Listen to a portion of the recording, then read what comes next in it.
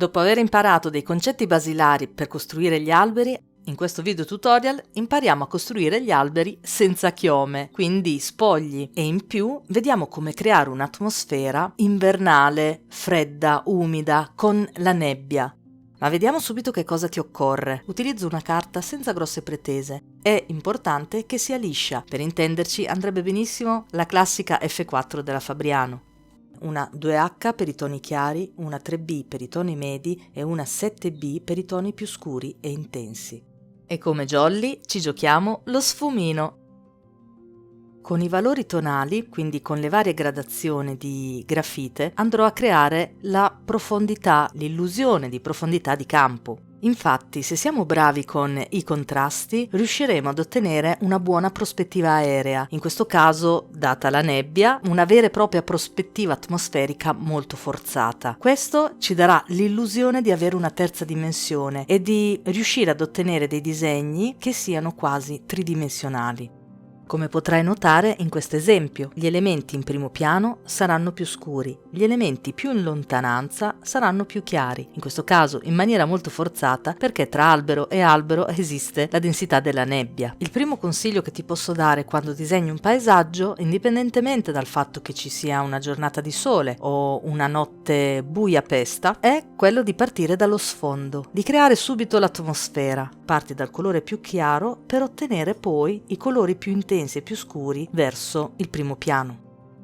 Se ci fosse stato il sole sarei partita dal cielo e dalle nuvole per poi proseguire con il paesaggio più in lontananza, molto molto chiaro. Ma in questo specifico caso, visto che ho previsto un disegno un po' tetro, un po' freddo, non avrò cielo, perché il cielo sarà dato dal bianco. Quindi gli elementi più in lontananza per me saranno degli alberi molto molto tenui. Li disegno prima con la matita 2H, dopodiché li vado addirittura a sfumare con lo sfumino. Questo sempre per dare quell'atmosfera un po' umida, un po' sfocata, tipica della nebbia. E lo stesso farei se avessi per esempio una continuità di spazio dietro questi alberi. Rilascio un po' di grafite sulla carta per poi andare a sfumare. Lo sfumino, quando lo devo utilizzare in maniera molto delicata, dovrà avere la punta abbastanza pulita. L'altra punta che vedi, quella un po' più marcata, invece, la potrò addirittura utilizzare nei valori più scuri oppure addirittura come se fosse un pennello. Poi lo vediamo.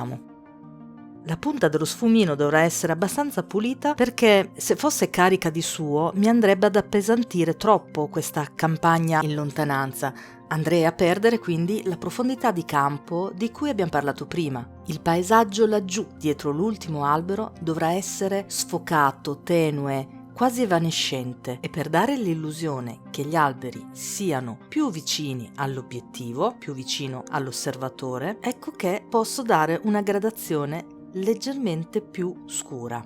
E ora sì che mi fa più comodo la punta più scura dello sfumino, perché andrò a rinforzare, ma in maniera sfocata, la matita 2H che ho rilasciato prima su carta, più la polvere di grafite che è depositata sulla punta stessa dello sfumino, facendo però attenzione ai rami più in alto. Infatti questa punta un po' troppo rovinata e tonda e larga mi andrebbe a rovinare i ramoscelli, i rami più in cima, e quindi proseguo con la punta più pulita e sottile.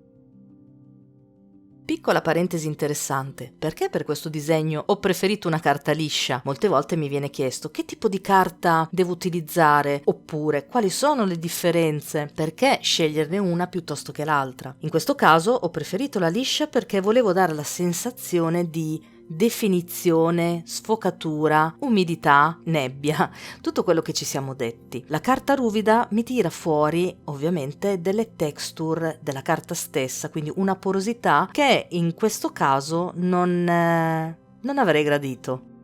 Per fartela breve, la matita e lo sfumino su carta ruvida si comportano in maniera un po' grossolana. La carta ruvida la adoro, però per questo tipo di tavola ho preferito la carta liscia perché voglio più definizione, più controllo. Diciamola così in termini digitali, più alta risoluzione.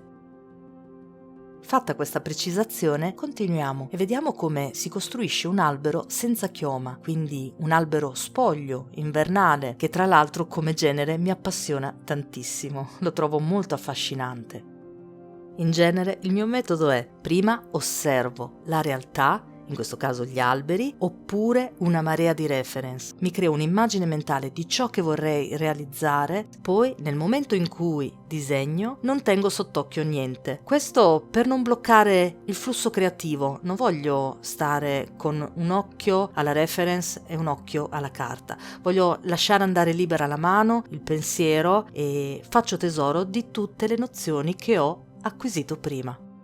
In questo momento sto utilizzando la matita 3B con mano molto sciolta, la matita molto vicina al foglio, piatta. Vado a creare la silhouette dell'albero che ho immaginato. Perché sto utilizzando una 3B? Perché questo albero sarà più vicino al primo piano e quindi gli do già una tonalità più scura. La parte che più mi affascina degli alberi è la loro nodosità, la loro naturalezza, la loro spontaneità, e anche il segno deve essere così. Non creiamo degli alberi troppo rigidi, cerchiamo sempre un segno morbido, a volte contorto e sicuramente molto molto spontaneo. Come stai notando, in una prima fase la tonalità della matita è la stessa su tutta la superficie della figura, perché questa è la grafite che mi farà da base.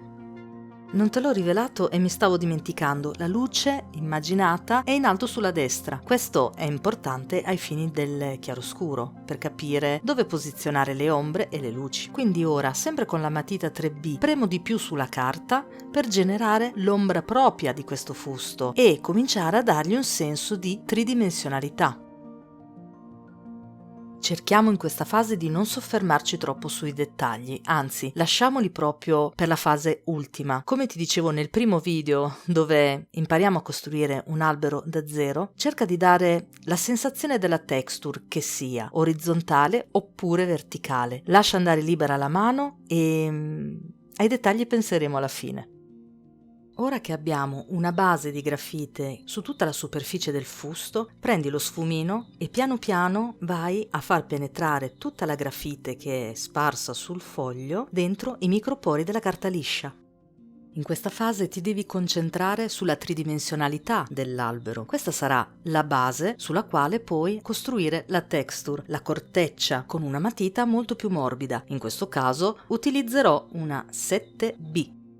Dove andranno posizionate le ombre, la mano dovrà essere più pesante, dovrai spingere di più. Dove invece sarà prevista l'illuminazione, cerca di tenere la mano più leggera possibile.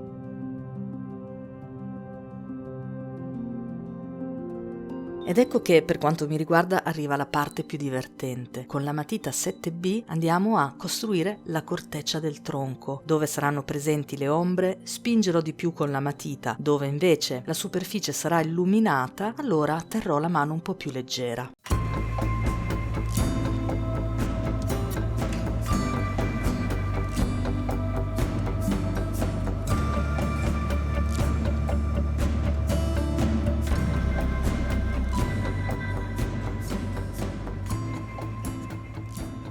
Mentre vado avanti con il disegno, ci tengo a dirti che non sto copiando una reference vera e propria, anche se la fonte di ispirazione è questa immagine che ti allego sulla sinistra. Questa mattina mi sono soffermata di fronte a questo albero che ho anche fotografato e in questo momento sto cercando di riprodurre ciò che mi è rimasto nella mente, quindi ciò che mi ha colpito. Non mi interessa la copia fedele, ma lo tengo semplicemente come ispirazione, e ciò che mi è rimasto impresso è questa texture frastagliata, verticaleggiante, che adesso cerco di riprodurre senza troppe ansie o problemi di riproduzioni fedeli.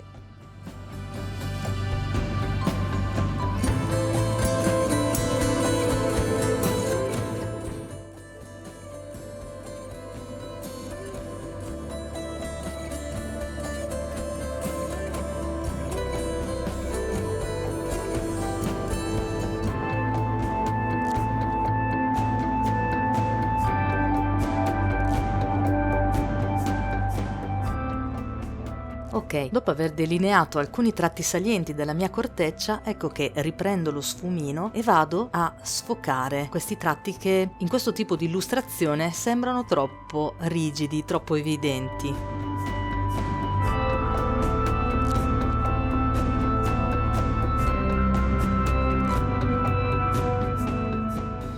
Poi vado a rinforzare nuovamente le ombreggiature, sempre con la 7B, ma se vuoi sperimentare anche dei contrasti un po' più intensi, ti potrebbe far comodo anche una 12B, però io ormai vado avanti con la 7B, come ci siamo detti, in caso spingo di più su carta. Lo starai notando, quando disegno un albero spoglio mi dedico prima alla struttura principale, allo scheletro portante, quindi tronco e i rami grossi. Un po' come se stessi disegnando una persona, prima immagino lo scheletro e poi intorno costruisco il corpo. I rami e i ramoscelli li disegnerò verso la fine.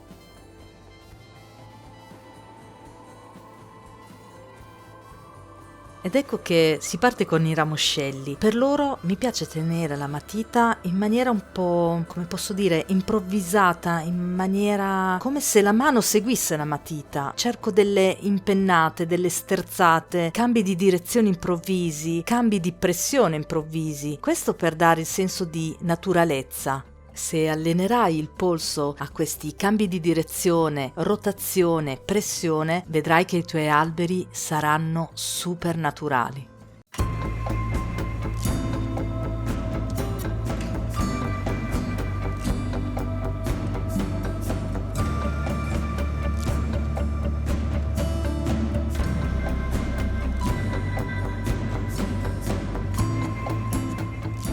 Siamo addirittura d'arrivo, spero di aver risposto a chi mi ha chiesto degli alberi spogli e all'effetto nebbia. Ho integrato questi due argomenti in un unico video tutorial. Alla fine di questo video ti lascio un altro disegno di un altro albero per riassumere un po' tutti i concetti che abbiamo visto e per solidificare un po' tutte le nozioni. Se questo video ti è piaciuto, se ne vuoi altri o se hai degli argomenti da mettere sul piatto, fammelo sapere nei commenti perché mi interessa tantissimo sapere di cosa hai bisogno per poter crescere nel disegno. Ci vediamo nel prossimo video, ciao!